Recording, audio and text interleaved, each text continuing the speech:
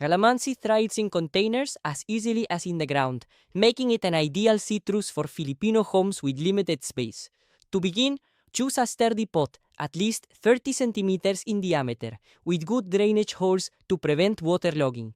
Line the bottom with broken terracotta pieces or coarse gravel. Then fill the pot with a loose, well-draining mix of garden soil, compost, and rice hull charcoal.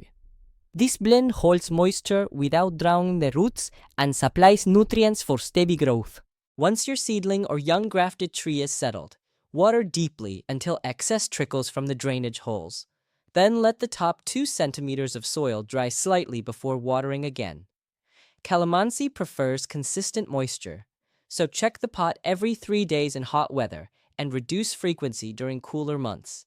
A thin layer of mulch, dried leaves or coconut husk, helps retain soil moisture and keeps weeds at bay. As the tree grows, gentle pruning shapes it into a manageable size and encourages branching. Remove any shoots that cross or rub against each other and trim back leggy growth to a pair of healthy leaves. This open, vase-like form allows air and sunlight to reach each limb, reducing the risk of fungal spots in the humid tropics. Pruning also stimulates new growth, preparing more flowering sites for the next season's harvest. Calamansi blooms on new wood, so feeding at the right time is essential. In early spring, when buds first swell, apply a side dressing of well-rotted manure or compost around the drip line of the pot, gently raking it into the topsoil.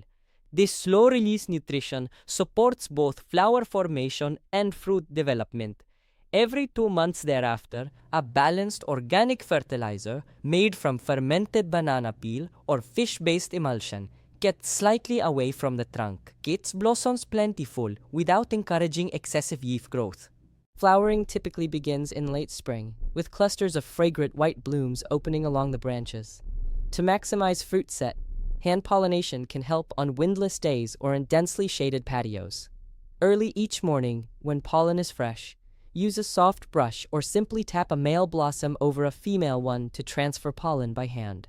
A light mist of water afterward keeps petals fresh and supports the tiny developing pods. As fruits form and swell, thinning ensures that the tree's energy concentrates on creating larger, juicier calamansi. When you see clusters of 3 to 5 tiny green spheres at a single node, remove the smallest 1 or 2, leaving the best-shaped fruits spaced at least 5 centimeters apart. This selective thinning prevents overcrowding and encourages uniform ripening. Harvest begins when the fruits turn bright orange or yellow, usually 3 to 4 months after flowering. Gently twist each calamansi from its stem or snip it with clean scissors, leaving a short stalk to prevent juice loss. Picking regularly, every week or 2, encourages the tree to set a second flush of flowers, extending your harvest season well into the cooler months. Container-grown calamansi also benefits from rotation and occasional repotting. Every 2 to 3 years, lift the root ball gently and replace half the potting mix with fresh blend. This renewal prevents soil compaction and refreshes nutrients without disrupting established roots. While repotting, prune any circling roots and trim back about 10% of the longest branches to balance root and top growth. Giving your calamansi the right pot size, drainage, balanced feeding, and a bit of pruning and pollination attention, even a small patio or balcony can yield baskets of fragrant, vitamin-packed fruit.